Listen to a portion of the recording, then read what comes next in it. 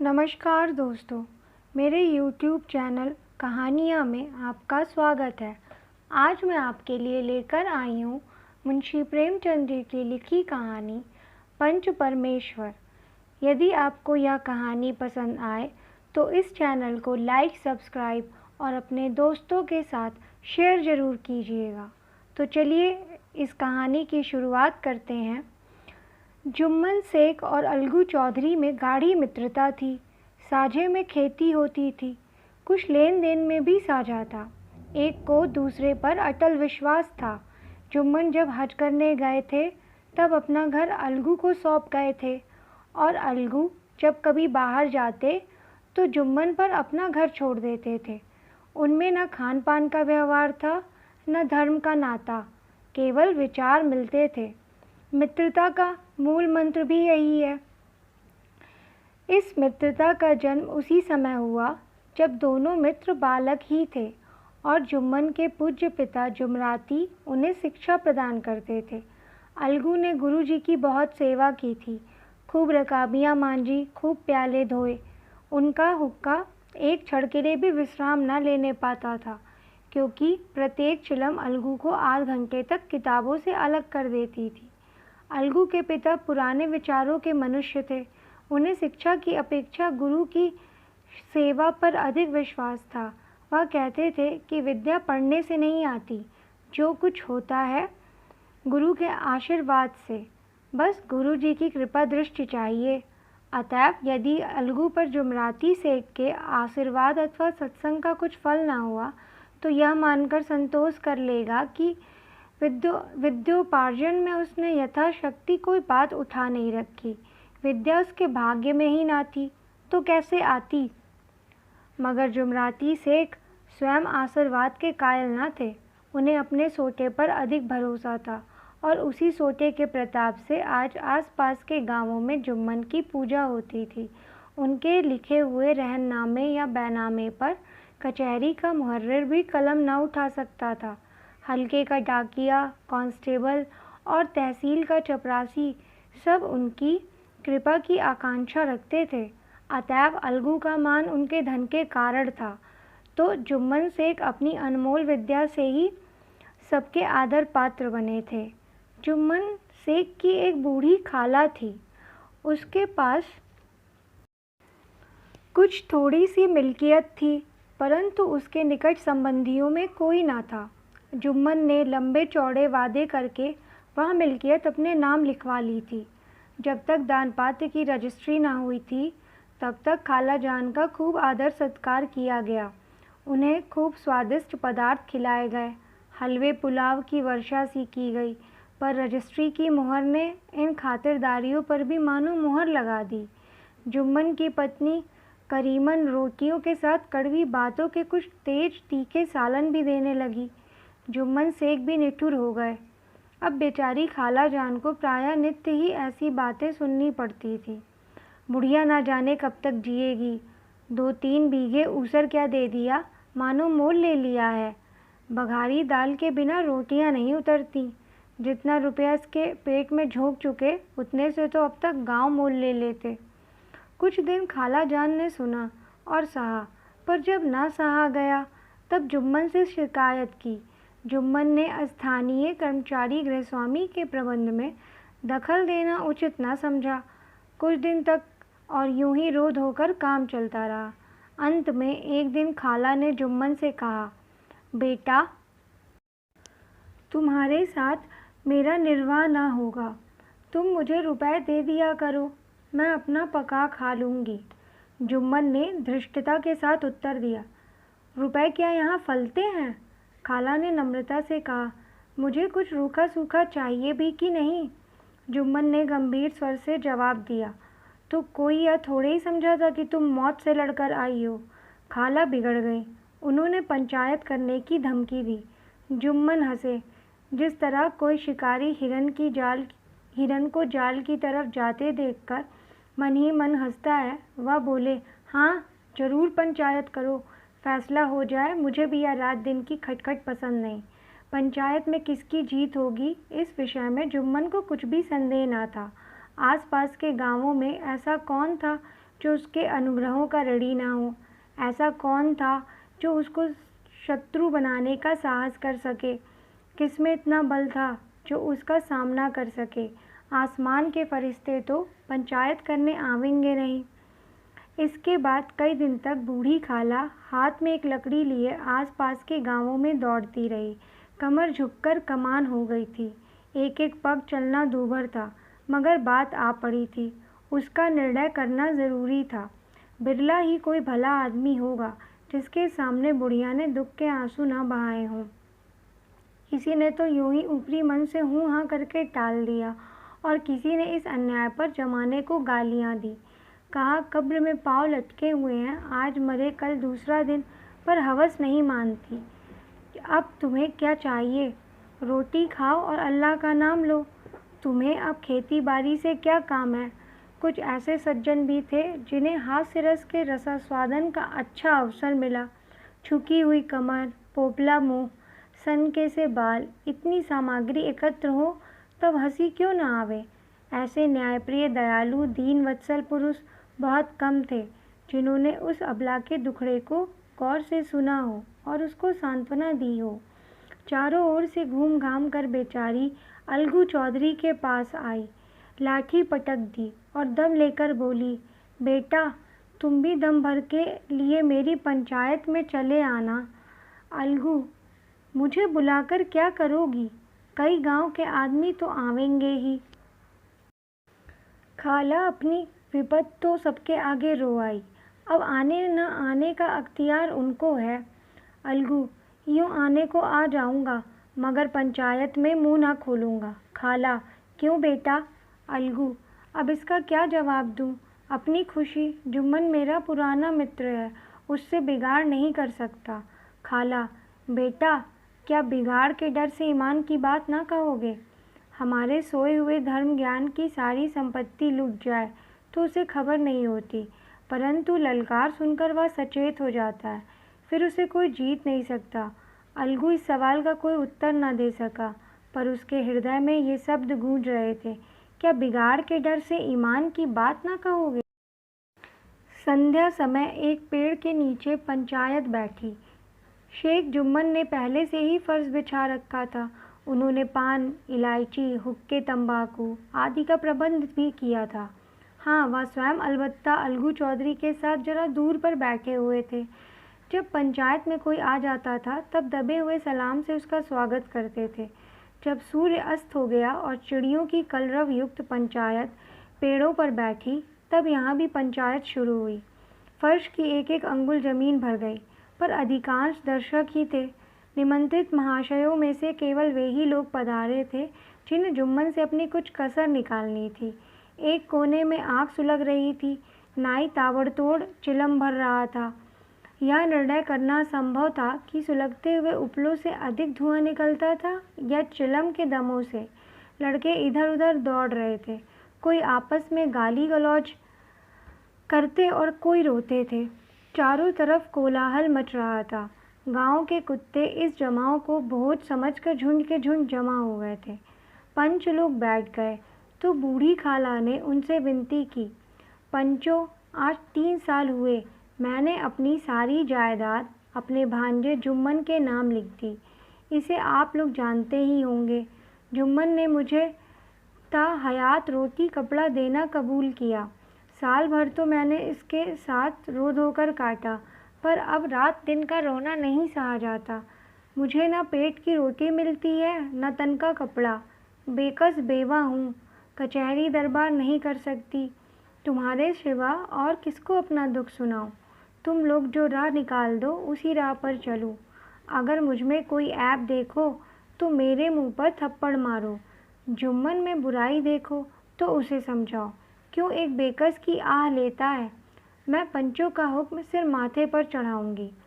रामधन मिश्र, जिनके कई असामियों को जुम्मन ने अपने गांव में बसा लिया था, बोले, जुम्मन मियाँ, किसे पंच चुनते हो? अभी से इसका निपटारा कर लो, फिर जो कुछ पंच कहेंगे वही मानना पड़ेगा। जुम्मन को इस समय सदस्यों में विशेषकर वही लोग दिख पड़े जिनसे किसी न किसी कारण उनका वैमनस्य था। जुम्मन बोले, पंचों का हुक्म अल्लाह का हुक्म है। खाला जान जिसे चाहे उसे बदे, मुझे कोई उज़्र नहीं। खाला ने चिल्लाकर कहा, अरे अल्लाह के बंदे, पंचों का नाम क्यों नहीं बता देता? कुछ मुझे भी तो मालूम हो। जुम्मन ने क्रोध से कहा, अब इस वक्त मेरा मुंह ना खुलवाओ। तुम्हारी बन पड़ी है, जिसे चाहो पंच बदो। खाला जान जुम्मन के आक्षेप को समझ गई। वह बोली, बेटा खुदा से डरो। पंच ना किसी के दोस्त होते हैं ना किसी के दुश्मन। कैसी बात कहते हो? तुम्हारा किसी पर विश्वास नहीं तो जाने दो। अलगू चौधरी को तो मानते हो। लो, मैं उन्हीं को सरपंच बनती हूँ। जुम्मन शेख आनंद से फूल उठे, परंतु भावों को छिपाकर बोले, अलगू ही सही, मेरे लिए जैसे रामधन वैसे अलगू। अलगू इस झमेले में फंसना नहीं चाहते थे। वे कन्नी काटने लगे। बोले, खाला, तुम जानती हो कि मेरी जुम्मन से गाढ़ी दोस्ती है। खाला ने गंभीर स्वर में कहा, बेटा, दोस्ती के लिए कोई अपना ईमान नहीं बेचता। पंच के दिल में खुदा बसता है। पंचों के मुंह से जो बात निकलती है वह खुदा की तरफ से निकलती है। अलगू चौधरी सरपंच हुए। रामधन मिश्र और जुम्मन के दूसरे विरोधियों ने बुढ़िया को मन में बहुत कोसा। अलगू चौधरी बोले, शेख जुम्मन, हम और तुम पुराने दोस्त हैं। जब काम पड़ा तुमने हमारी मदद की है और हम भी जो कुछ बन पड़ा तुम्हारे सेवा करते रहे हैं।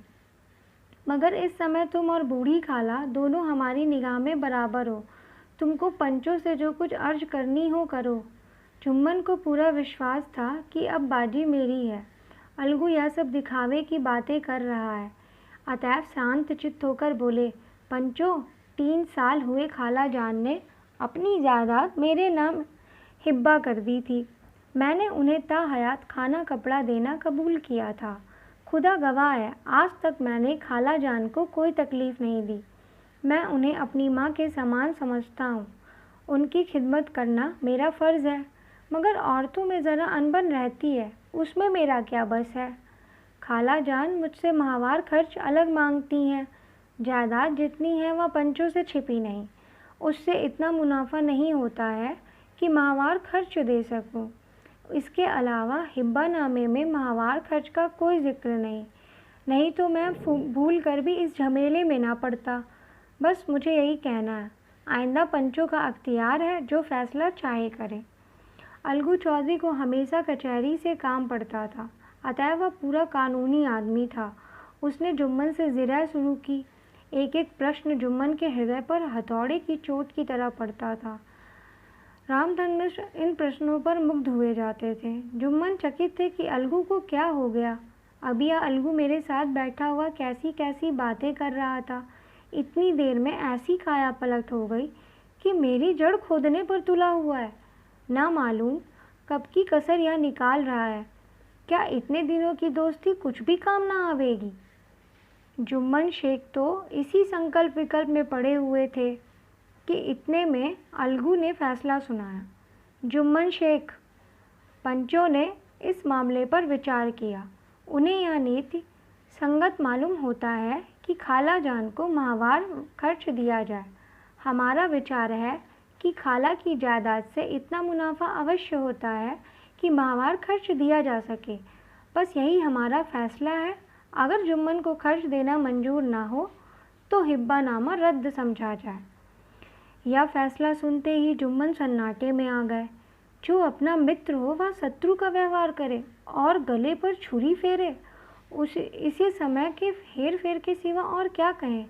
जिस पर पूरा भरोसा था उसने समय पड़ने पर धोखा दिया। ऐसे ही अवसरों पर झूठे सच्चे मित्रों की परीक्षा की जाती है। यही कलयुग की दोस्ती है। अगर लोग ऐसे कपटी धोखेबाज न होते तो देश में आपत्तियों का प्रकोप क्यों होता, या हैजा, प्लेग आदि व्याधियाँ दुष्कर्मों के ही दंड हैं।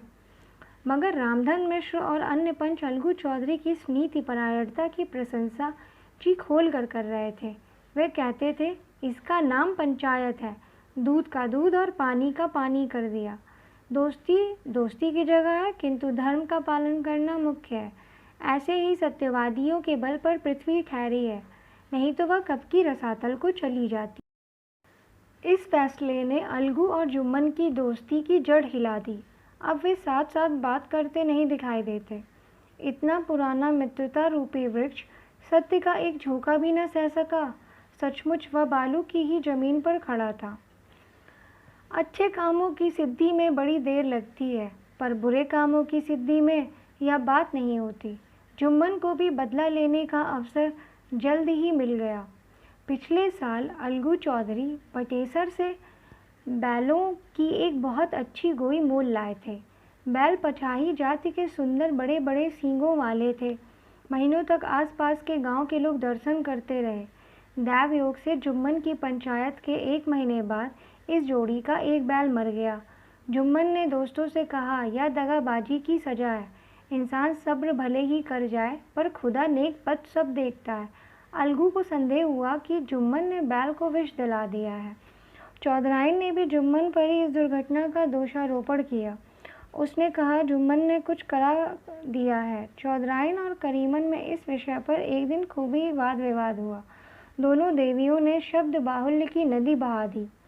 व्यंग, वक्रोक्ति, अन्योक्ति और उपमा आदि अलंकारों में बातें हुई। जुम्मन ने किसी तरह शांति स्थापित की। उन्होंने अपनी पत्नी को डांट डपट कर समझा दिया। वह उसे उस रणभूमि से हटा भी ले गए। उधर अलगू चौधरी ने समझाने बुझाने का काम अपने तर्कपूर्ण सोटे से लिया। अब अकेला बैल किस काम का? उसका जोड़ बहुत ढूंढा गया, पर ना मिला।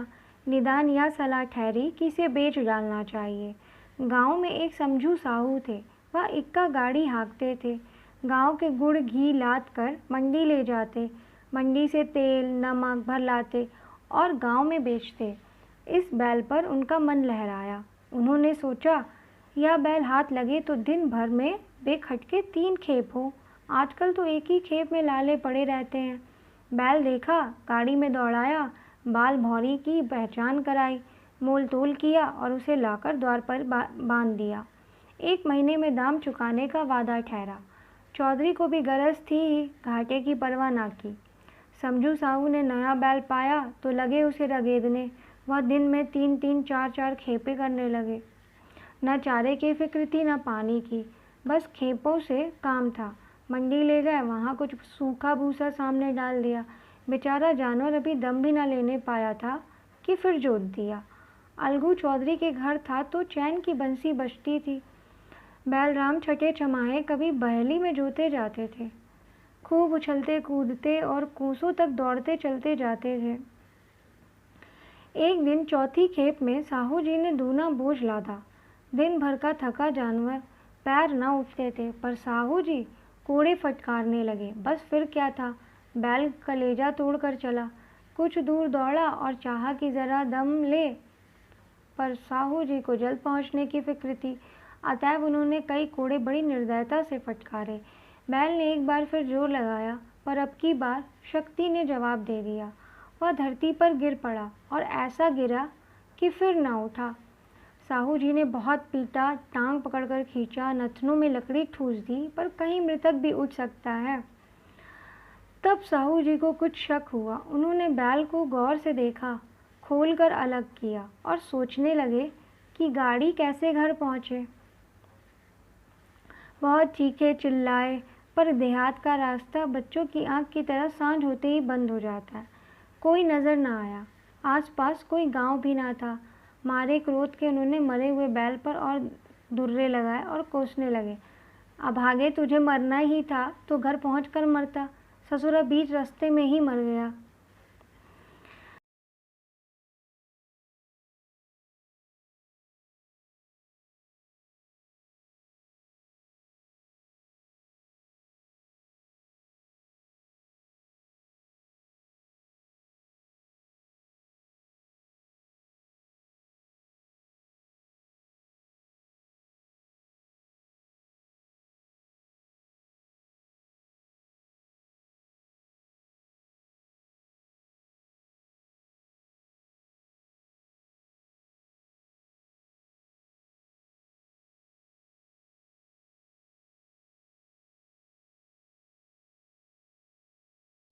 अब गाड़ी कौन खींचे?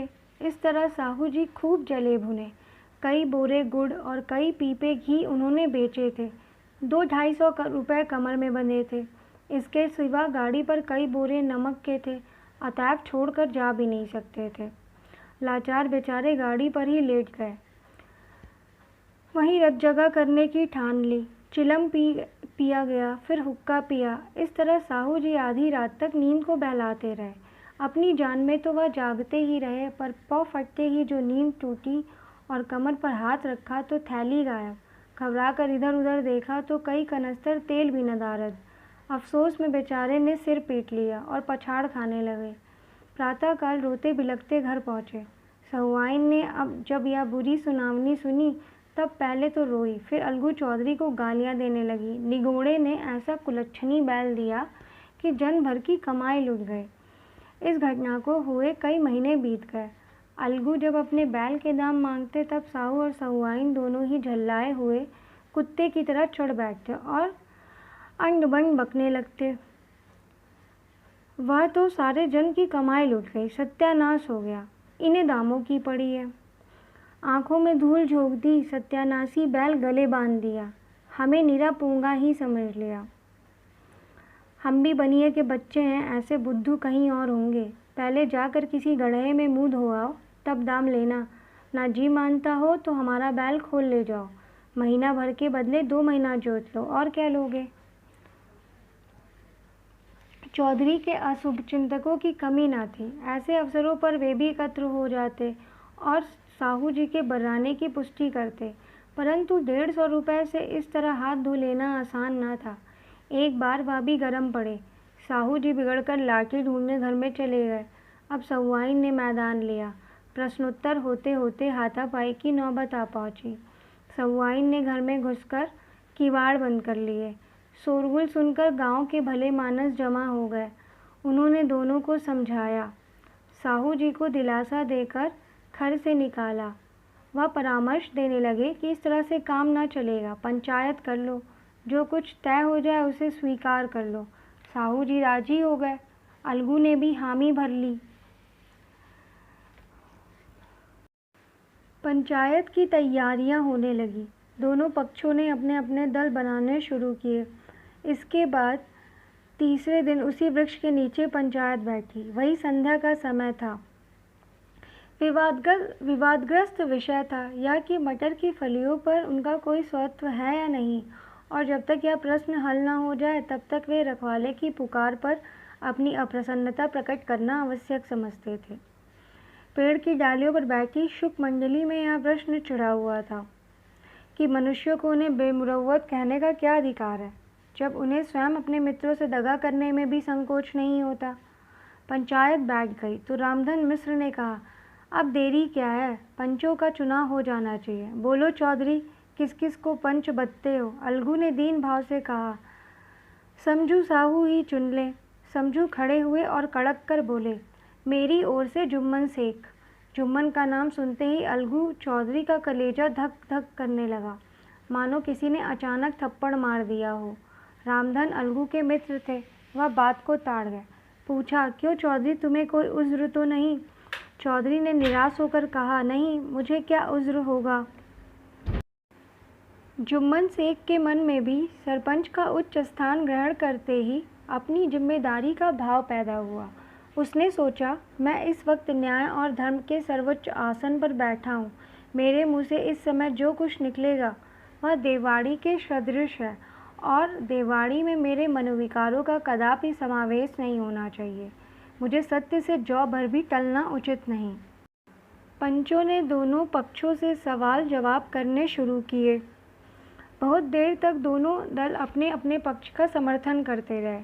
इस विषय में तो सब सहमत थे कि समझू को बैल का मूल्य देना चाहिए, परंतु दो महाशय इस कारण रियायत करना चाहते थे कि बैल मर जाने से समझू को हानि हुई। इसके प्रतिकूल दो सभ्य मूल्य के अतिरिक्त समझू को दंड भी देना चाहते थे, जिससे फिर किसी को पशुओं के साथ ऐसी निर्दयता करने का साहस न हो।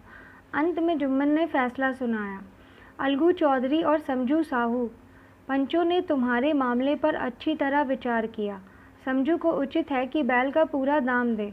जिस वक्त उन्होंने बैल लिया उसे कोई बीमारी ना थी। अगर उसी समय दाम दे दिए जाते तो आज समझू उसे फेर लेने का आग्रह न करते, बैल की मृत्यु केवल इस कारण हुई कि उससे बड़ा कठिन परिश्रम लिया गया और उसके दाने चारे का कोई अच्छा प्रबंध न किया गया। अलगू चौधरी फूले न समाये, उठ खड़े हुए और जोर से बोले, पंच परमेश्वर की जय। इसके साथ ही चारों ओर से प्रतिध्वनि हुई, पंच परमेश्वर की जय, पंच परमेश्वर की जय।